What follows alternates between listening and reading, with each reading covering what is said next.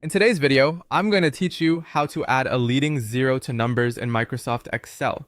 If you've ever typed a number like 00123 into Excel and noticed that Excel automatically removes the zero at the beginning, don't worry.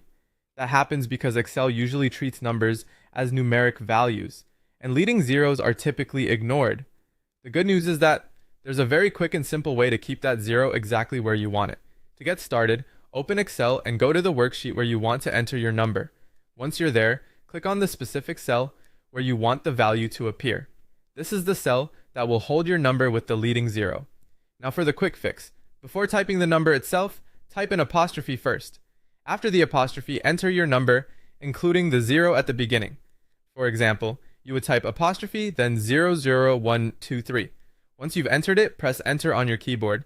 After you do that, Excel will keep the leading zero in place, so the value will display as 00103 instead of dropping the zero and showing only 123. This is useful when you're working with things like ID numbers, zip codes, product codes, or any other values where the exact formatting matters. One important thing to understand is that when you use an apostrophe, Excel treats the entry as text rather than as a regular number.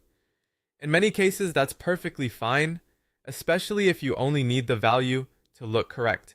Just keep in mind that if you plan to use that cell in certain math calculations later, Excel may not treat it like a numeric value because it's stored as text. This method is best when you need a fast one-time solution and want to manually type a number without losing the zero at the front.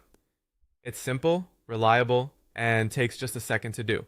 So to recap, click the cell, type an apostrophe first, enter the number with the leading zero, and then press enter. Excel will preserve the zero, and your value will appear exactly the way you need it. That's all there is to it. With this quick trick, you can easily keep leading zeros in Excel whenever you need them.